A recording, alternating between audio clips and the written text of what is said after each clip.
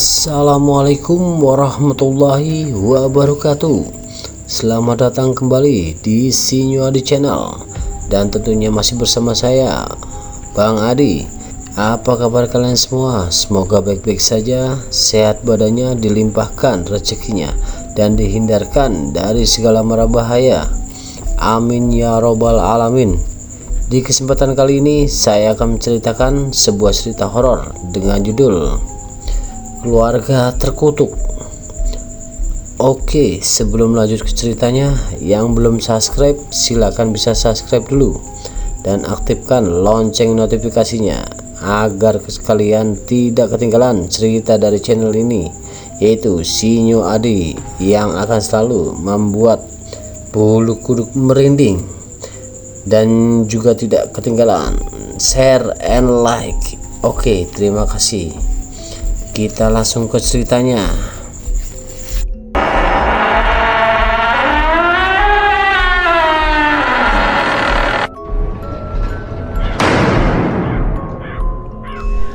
Di sini ada sebuah cerita, yaitu kisah tiga bersaudara, yaitu Hasan, Basir, dan Yuli.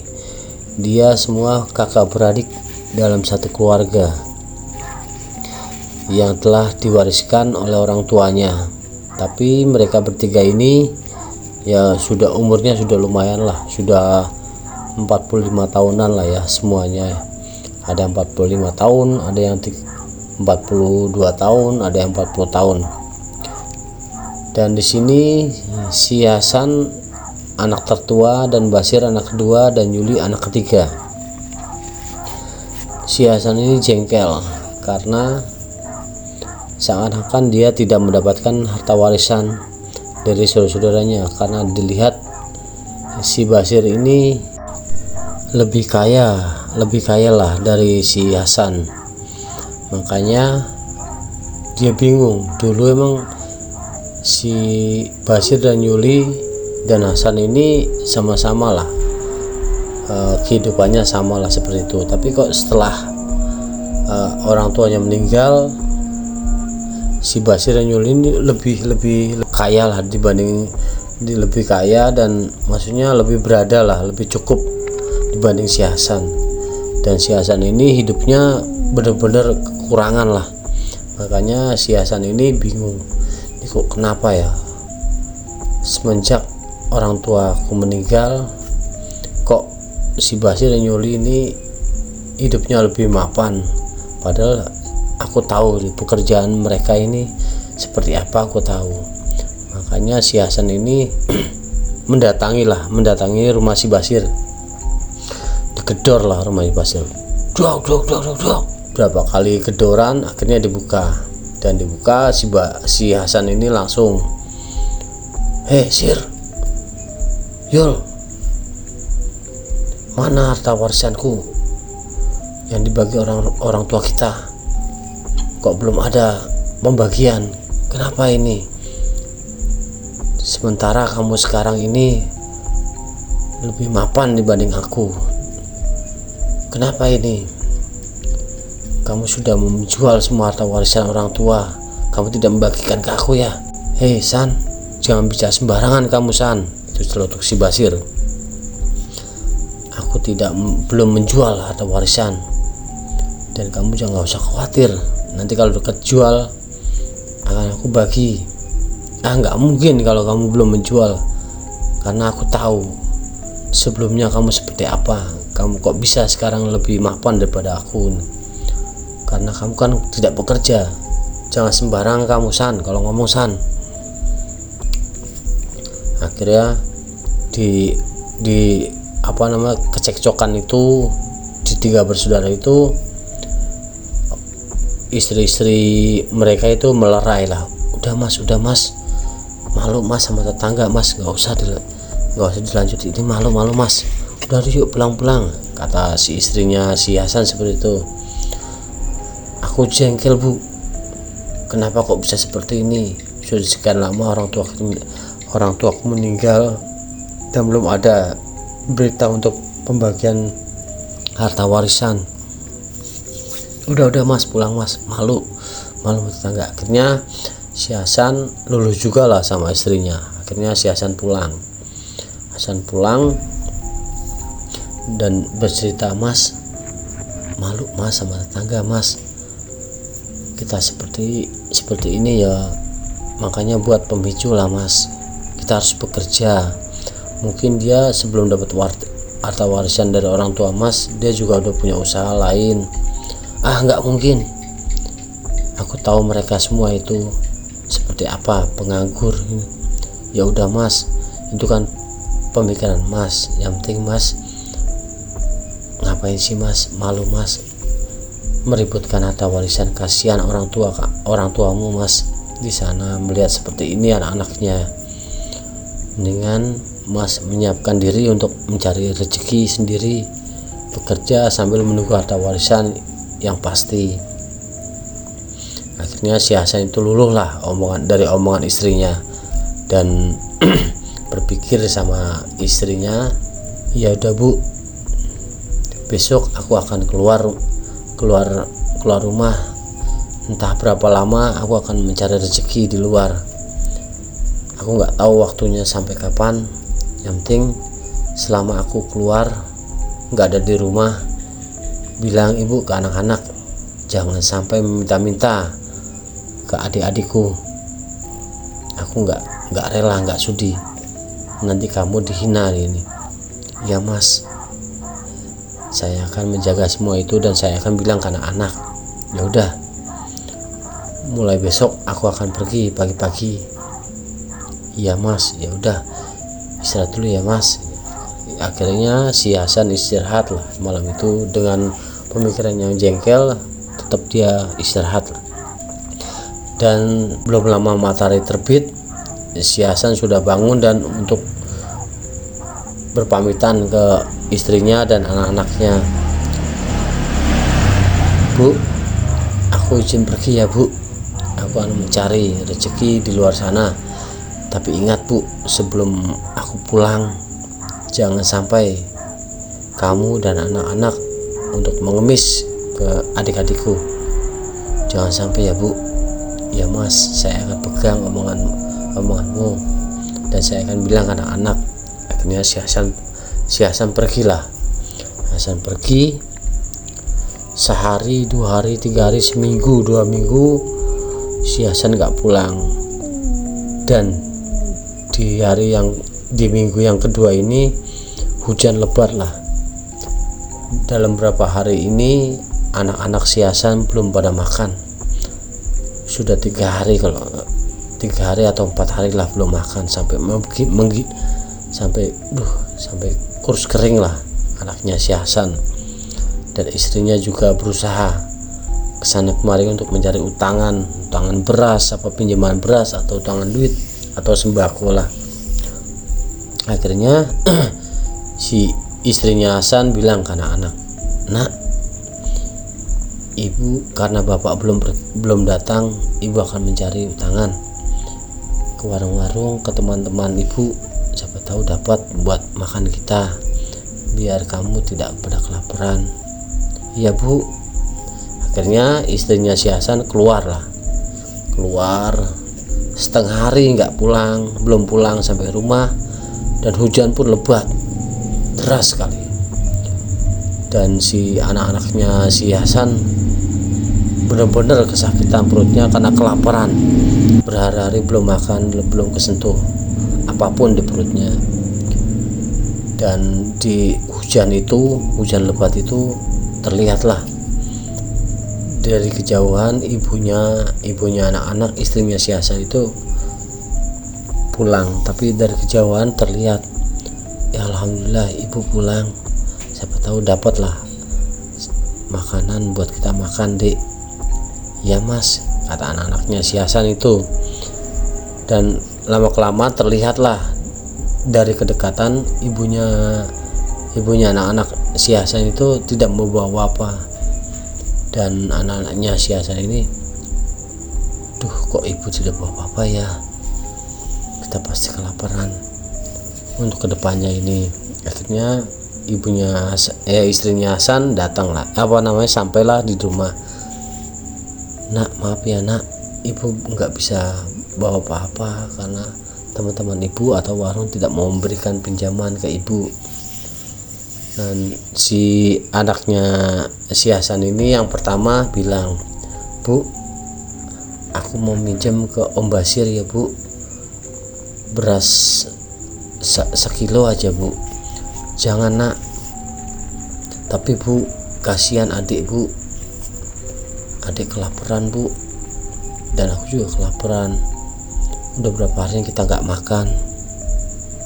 Jangan nak, ini pesan bapakmu, jangan sampai mendatangi keluarga saudara-saudara bapakmu, itu pesan bapakmu. Tapi gimana Bu, kasihan adik Bu, beberapa hari lihat Bu badannya kurus kering. Akhirnya hati ibunya melunak. Ya udah nak, gini aja nak, kamu diam di rumah dan ibu akan pergi ke rumah adik bapakmu yaitu Basir.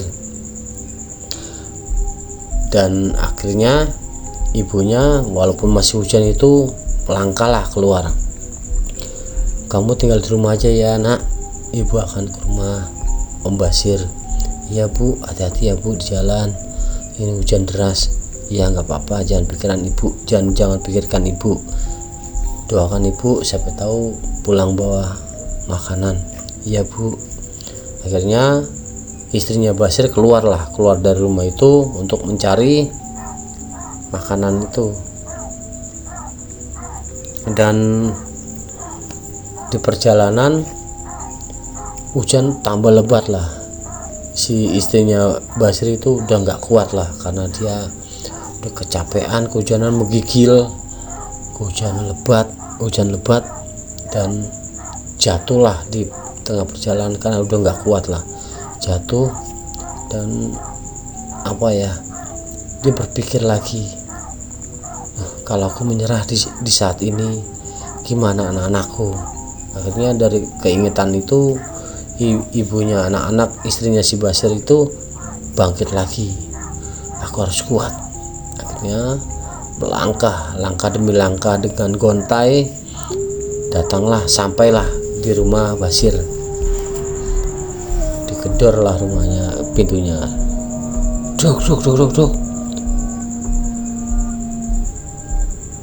Basir,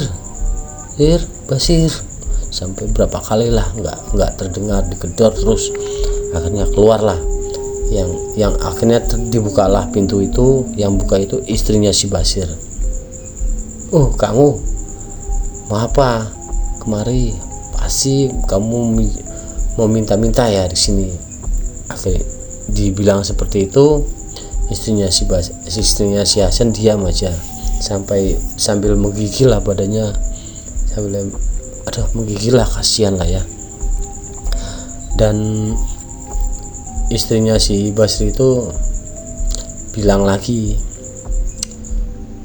udah nggak usah berpikir lah kamu, aku tahu kamu kemari pasti mau minta-minta. Tetaplah istrinya si Hasan itu diam. Dan nggak lama si Basir itu mau keluar bertanya sama istrinya, siapa Bu? Ini loh istrinya si Hasan. Oh yaudah, tunggu aja di luar, nggak usah perlu masuk. Tapi Mas, kasihan ya Mas, di luar dia udah kehujanan, kedinginan. Udah biarin aja di luar, nanti juga dapat jatah. Akhirnya si Basir itu masuk lagi ke dalam dan pintu itu ditutup dan istrinya si Hasan masih tetap di luar. Di dalam itu ternyata si Basir sama si Yuli di dalam sambil tertawa-tawa lah. Ternyata si Basir dan Yuli itu sedang membagikan harta warisan karena sudah menjual tanah warisan orang tuanya, baru menjual. Dihitung-hitung dibagi-bagi, ya dapatlah bagian si Hasan, walaupun kecil lah dibanding sama si Basir dan Yuli. Pembagiannya itu nggak rata lah. Bu, sini bu, ini kasih ke istrinya si Hasan itu, bilang ke Hasan jangan khawatir, harta warisannya pasti kebagian, jangan berpikir yang macam-macam, ini pembagian harta warisan dengan uang segepok itulah. Akhirnya istrinya si Hasan menerimalah dari uang dari pembagian harta warisan dari suamiku. Akhirnya istrinya si Hasan kagetlah melihat uang, wah banyak sekali, alhamdulillah ini uang warisan. Oh iya, terima kasih dek. Akhirnya dapatlah uang warisan. Akhirnya si istrinya si Hasan pergilah dari rumah itu. Langsung lari ke warung sembako. Dia belanja segala sesuatunya, dibelanjakan, entah itu beras dan macam-macam lah. Dan pulang sampai ke rumah, istrinya si Hasan itu memeluklah anak-anaknya. Nak, alhamdulillah nak, kita dapat duit dari warisan orang tuanya bapak. Alhamdulillah bu, alhamdulillah. Akhirnya segala sesuatunya ada lauk pauk, ada sembako lah, makanlah anak-anaknya si Hasan dan istrinya. Terus hari demi hari si Hasan belum pulang juga, dan bertepatan 40 hari kepergian si Hasan, dan Hasan itu pulang sampai rumah. Tapi sepulangnya si Hasan dengan wajah wajah yang tidak membawa duit lah, harta lah, dalam 40 hari itu. Dan bilang ke pas sampai rumah, assalamualaikum. Waalaikumsalam. Alhamdulillah mas sudah pulang. Gimana anak-anak dek? Gimana anak bu? Alhamdulillah mas, anak-anak alhamdulillah sehat semuanya. Loh, ini makanan banyak banget, dari mana? Ini loh mas, ini kemarin aku datang ke rumah Basir, ternyata di sana lagi pembagian rezeki dari harta warisan orang tuamu mas. Bu, kamu melanggar bu. Nah, iya mas, aku tahu aku melanggar. Tapi gimana mas, anak-anak sudah berapa hari tidak makan mas, kasihan mas, aku nggak tega, maafkan aku ya mas. Ternyata aku datang ke rumah si Basir dan di sana lagi pembagian rezeki harta warisan, dan aku dapat mas sekian, dan aku belanjakan untuk makan anak-anak. Aku tidak mementingkan diriku sendiri mas, aku mementingkan anak-anak, kasihan mas. Aku nggak apa-apa, aku lapar kayak gimana, yang penting anak-anak tidak mas. Tadinya si Hasan mau marah sekali, tapi melihat cerita dari istrinya tentang anak-anaknya, melunaklah kemarahan si Hasan itu. Ya udah bu, tidak apa-apa bu, dapatnya berapa bu? Sekian mas. Oh ya udah, maaf bu, aku nggak bawa apa-apa. Ya nggak apa-apa mas, yang penting dari harta warisan ini kita masih bisa memberi makan anak-anak sehari-hari. Ya udah bu, saya kira saudara-saudaraku itu emang nggak membagi. Dan di beberapa hari kemudian, walaupun si Hasan itu pergi tidak mau pulang, tidak mau berrezeki, tapi dari sorot matanya si Hasan dia mempunyai sesuatu yang sangat ditakuti lah, sangat dihormati. Orang-orang lain melihat dia lah ibaratnya gitu. Dan hari demi hari si Hasan bisa merubah keadaan ekonomi keluarganya lah, karena dari ilmu yang dia dapat dari di situ, ilmu yang dia dapat dari rantaunya dia selama 40 hari. Akhirnya si Hasan ini sedikit demi sedikit bisalah mendulang pundi-pundi rezeki, dan sekarang si Hasan ini dan keluarganya hidup dengan mapan lah. Dia punya rumah sendiri, dia punya tanah lumayan banyak, berapa hektar, walaupun nggak kaya lah, tanah berapa hektar. Dia hidupnya lebih bagus lah daripada sebelumnya. Dan si Yuli ini karena emang dia itu adik terakhirnya, dulu emang si Yuli itu sering lah sama si Basir itu menghina si Hasan karena kemiskinannya. Tapi pas emang Yuli pas kejepit lah, Yuli kejepit itu, adiknya si Hasan itu kejepit, emang gak punya rezeki, datanglah ke rumah si Hasan. Mas, tolong bantu aku mas, aku lagi dililit utang mas, aku minta bantuannya mas untuk membayar hutang. Dan si Hasan itu ketawa, hahaha. Kamu nggak ingat dulu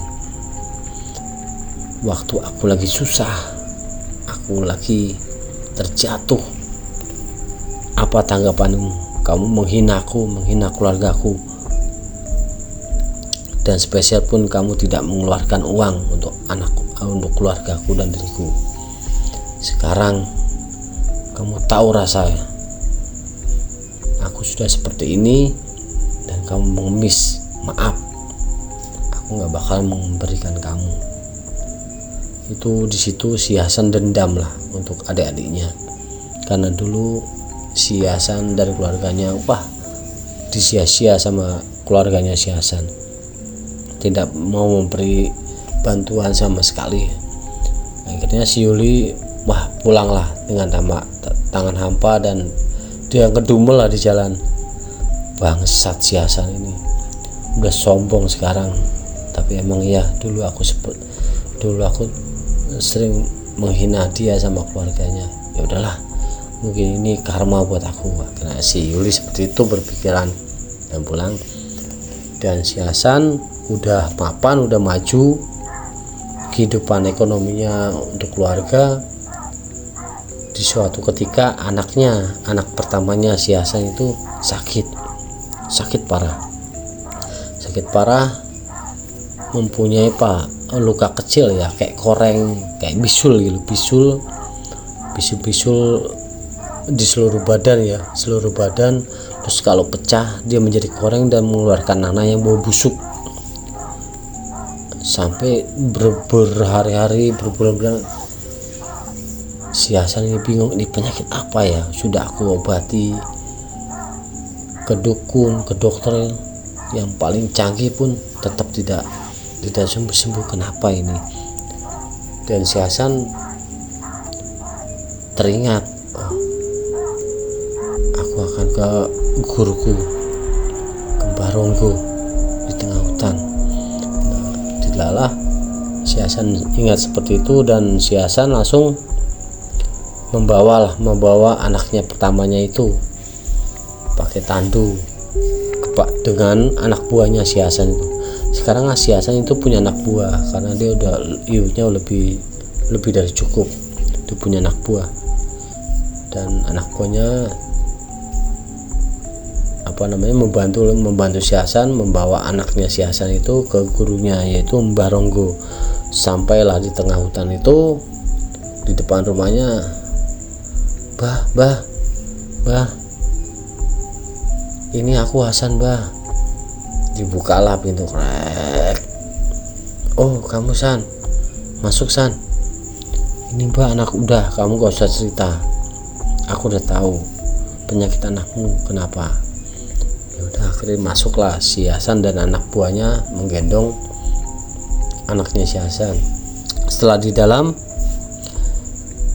berceritalah si Hasan, Mbah, ini gimana Mbah solusinya?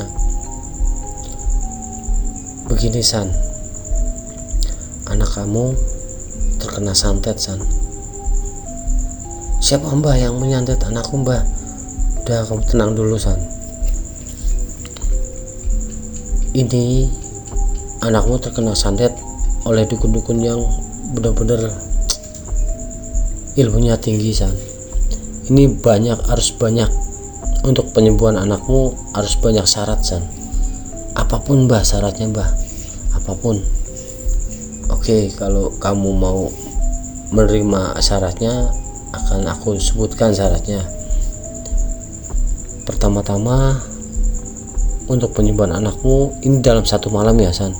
Bukan berhari-hari, enggak, 1 malam ini kamu harus mendapatkan. Kalau melewati jam 3 malam ini, kamu akan gagal, karena anakmu sudah dibawa lah. Anakmu udah mati, ruhnya akan dibawa sama dukunnya itu. Tapi ingat, kamu mau tahu siapa yang menyantet kamu? Iya mbah, aku ingin tahu. Kamu diam, duduk di sini. Iya mbah. Dan si Hasan itu duduk dan memejamkan mata. Mbah Ronggo itu membacakan mantra. Dibaca mantra dan dibukalah mata-matanya. Siapa yang menyakiti, menyantet keluarganya Hasan menuju ke anaknya. Pas Hasan melek dan langsung berkelakar, bangsat, bajingan, ternyata adikku sendiri yang menyantet anakku. Kenapa bukan aku? Bangsat. Hasan, tenangkan dirimu. Yang penting anakmu sembuh dulu. Kalau kamu membalas nanti. Ya mbah, siap mbah. Cepat mbah, sebutkan syarat-syaratnya mbah. Akan ikut penuhi semuanya. Ini sangat berat, San, karena syarat-syaratnya banyak sekali dan susah. Ya mbah, sebutkan saja mbah, kata si Hasan gitu. Syaratnya itu pertama, 7 ekor ayam putih, 7 ekor ayam hitam, 7 ekor kelabang, 7 ekor kalajengking, 7 ekor tupai, dan masih ada lagi 7 utin lebah, binatang penyengat, 7 gumpal tanah kuburan yang umurnya sudah 100 tahun,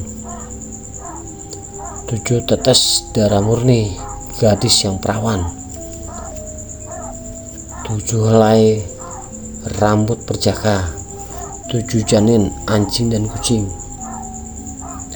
Bingung lah, kaget lah si Hasan. Mbah, berat sekali mbah, dan banyak sekali. Apa nggak ada yang lain mbah selain itu mbah? Itu terlalu banyak mbah. Tidak ada, San, tidak ada. Kalau kamu mau ingin kesembuhan anakmu, itulah syarat-syaratnya.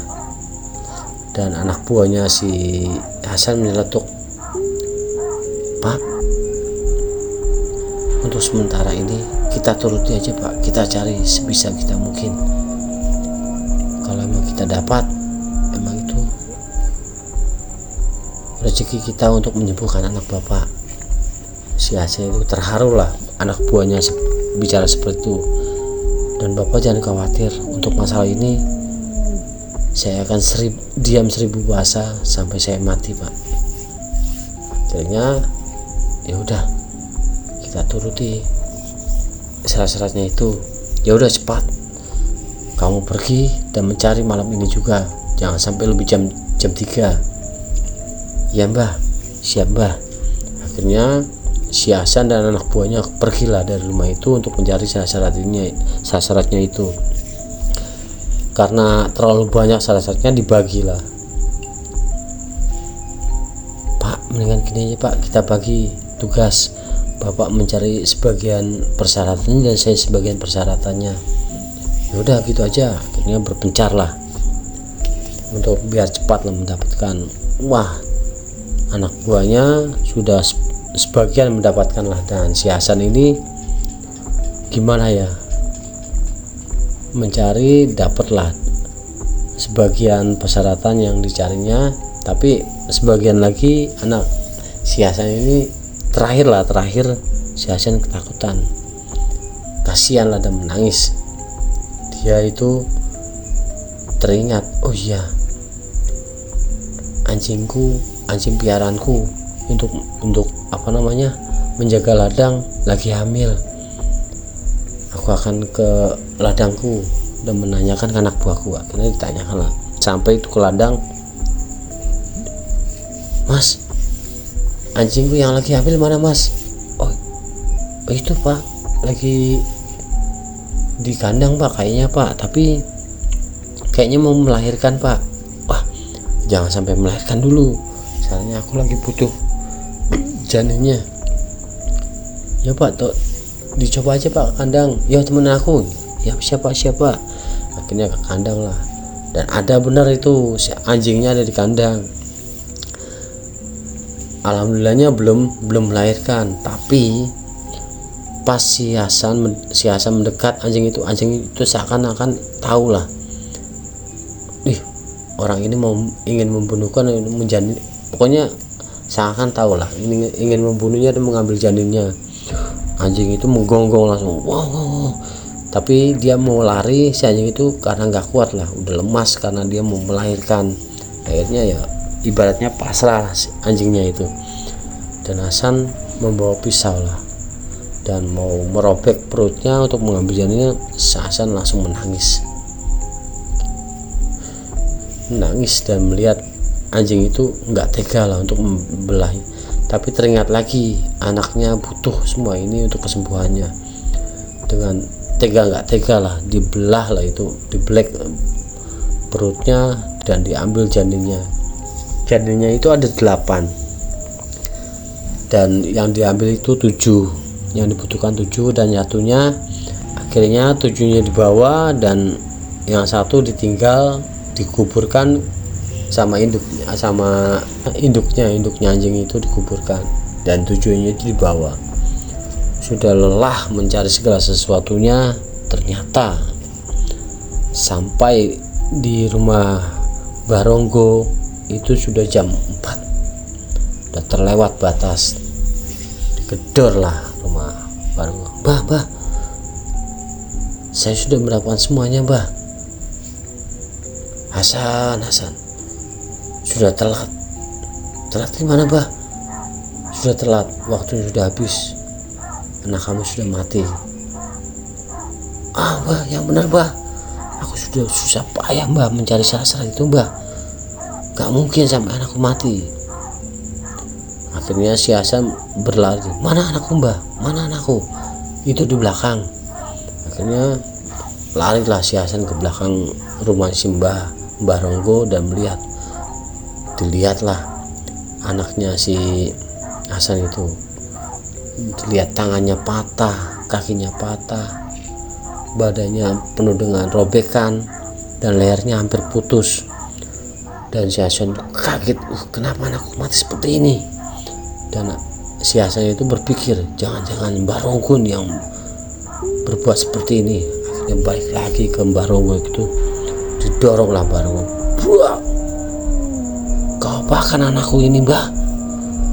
Kau telah membunuhnya Mbah. Akhirnya dipeganglah sama anak buahnya si Hasan. Pak, tenang Pak, biar Mbah Ronggo menjelaskan. Hei Hasan, itu bukan aku yang membunuh Hasan, itu yang menyantet saudara-saudara kamu yang membunuh anakmu. Aku wajarlah melihat kamu seperti itu. Aku juga pernah merasakan yang pernah aku ceritakan kepada kamu. Keluargaku seperti ini, disantet sama orang, makanya aku bersekutu sama jin untuk menuntut balas. Akhirnya si Hasan sadar lah, iya Mbah, maafkan aku Mbah, maafkan. Ya udah, nggak apa-apa, wajar kamu seperti itu. Terus gimana ini Mbah? Ya udah, gini aja, karena dia dukunnya kuat, Mbah juga harus memberilah segala sesuatunya untuk bekal kamu dan membalaskan dendam kamu. Iya Mbah, ya udah, biar aku yang menangani, kamu pulang saja.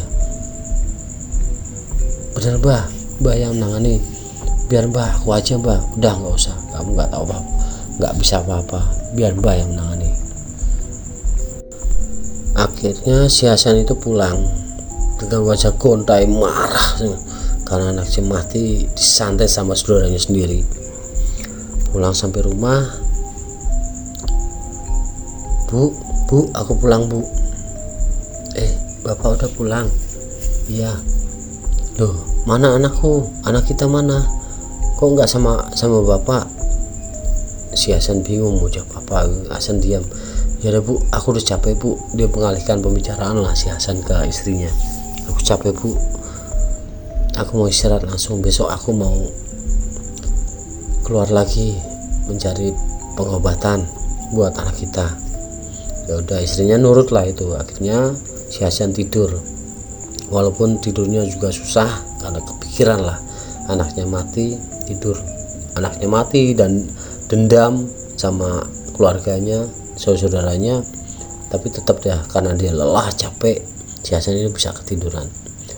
Dan kebesokan harinya si Hasan bangun dan tetaplah emosi dan amarah itu tetap ada lah di Hasan.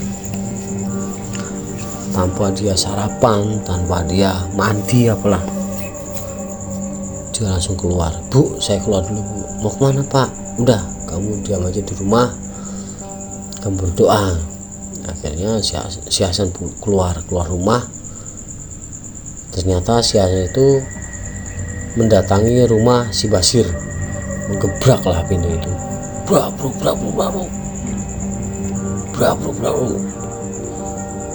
Nggak dibuka juga, lama itu si Hasan. Akhirnya ditendanglah pintunya itu. Brak. Terbukalah pintu rumahnya si Basir. Masuk. Ternyata si Basir adalah di dalam rumah sama si Yuli. Si Basir dan si Yuli masih bersanda gurau, bercanda, ketawa ketiwi lah di dalam rumah. Si Hasan marah, ketemulah sama si Basir dan Yuli. Hei Basir, Yuli, bangsat lo semua ya, bangsat bajingan. Kenapa kamu membunuh anak-anakku? Jahat sekali kamu. Apa salah aku? Apa salah anakku sampai kamu membunuh anak-anakku? Hei, hati-hati San kalau ngomong San. Siapa yang membunuh anak kamu? Nah, Yuli menimpali lagi. Wah, ini gila kamu San. Siapa yang membunuh? Diam kamu Yul. Jangan sampai kamu aku bunuh duluan. Akhirnya Yuli agak takut lah ngelihat wajah si Hasan itu merah padam karena kemarahannya itu. Tim Basir berdiri lah. Kamu mau apa emang? San, aku ingin balas kematian anakku. Hei, bukan aku yang bunuh. Dia kamu, aku tahu semua. Akhirnya berantem lah itu bertiga, si Hasan, Basir, dan Yuli. Si Hasan dikeroyok lah sama Basir dan Yuli. Buk. Dan tidak disangka ternyata si Yuli mau memukul si Hasan, langsung bergetar lah si Yuli, badannya bergetar, wah kayak kepanasan, terus mengeluarkanlah darah dari mata, hidung, telinga, semua mengeluarkan darah. Dan di seketika itu si Yuli meregang nyawa, matilah. Dan si Basir bingung, ini kenapa si Yuli kok bisa mati gini? Akhirnya si Basir tetap melawan tuh. Akhirnya si Basir itu langsung bersila dan membaca mantra lah. Bahwa si Hasan agak sedikit terpental lah dari bacaan mantra itu.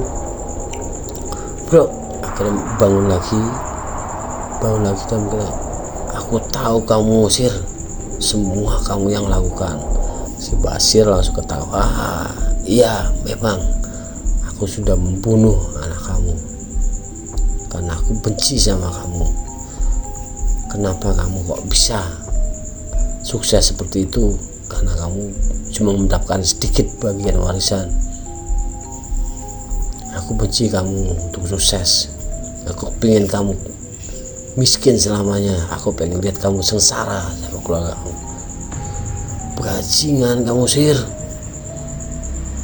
jangan kau bunuh anak-anakku, jangan kau sentuh keluargaku. Kalau kamu memang benci sama aku, hadapi aku sendiri, jangan bawa keluargaku. Sudah terlambat San, sudah terlambat. Aku sudah membunuh satu, nanti yang lain akan aku bunuh. Akhirnya dari mantra-mantra itu si Basir berlagak dan dapatlah ada cahaya dari atas menimpa kepalanya si Basir. Dar, si Basir kelengker, jatuh ke lantai dan berurai darah lah dari kepalanya, dari matanya, dari hidungnya, dari kupingnya, dan tangan-tangannya remuk semua, berdarah semua, bergelepar lah si Basir itu. Akhirnya matilah si Basir. Dan si Hasan itu bingung, ini kenapa? Wah, ini pasti dari Mbah Ronggo yang membalaskan dendamku.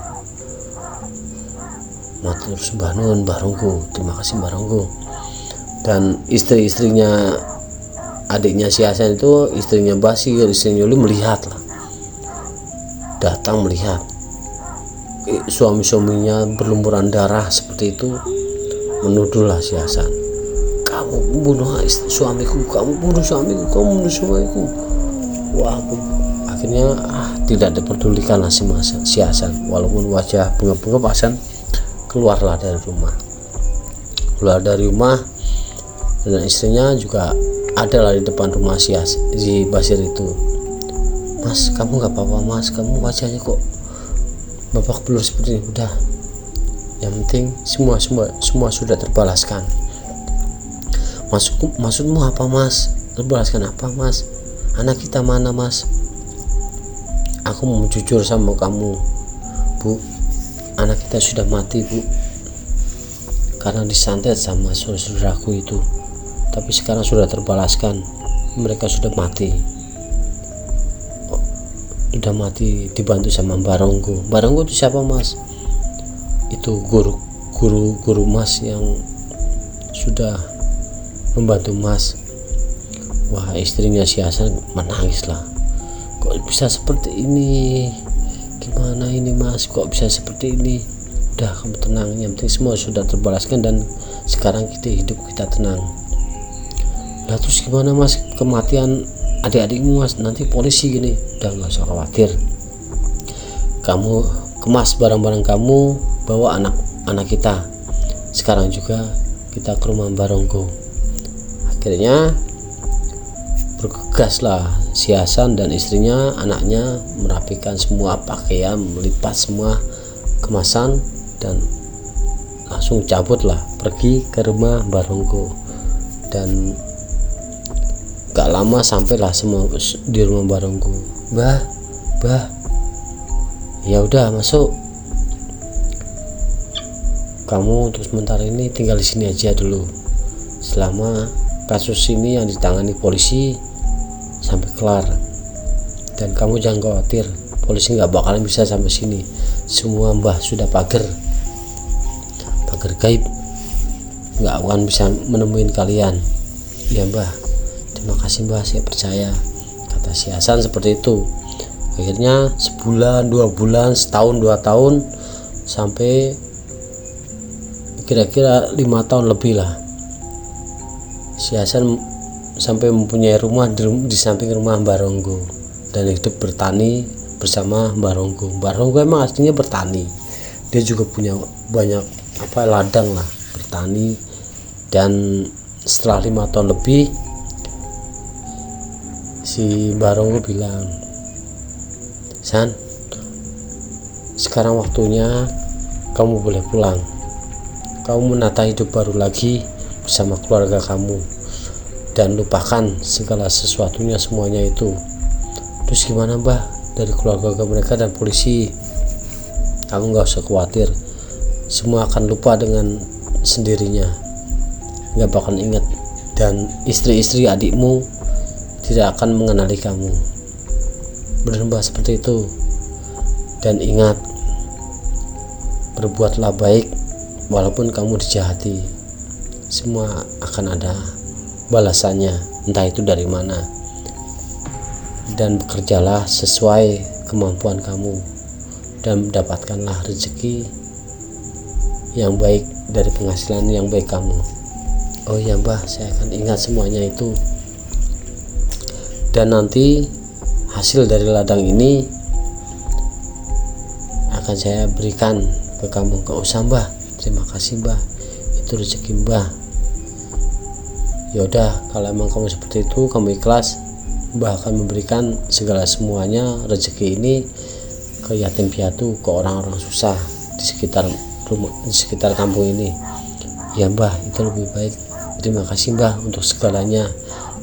Ya San, sama-sama. Mbah juga pernah mengalami seperti kamu, makanya Bapak pikir seperti ini. Hiduplah layaknya seperti yang orang-orang menjalaninya. Jangan berbuat jahat, berbuatlah baik kalau bisa. Kalau kamu gak usah khawatir, rezeki kamu akan baik ke depannya. Iya Mbah, terima kasih Mbah. Pangestu nih Mbah, doa nih Mbah.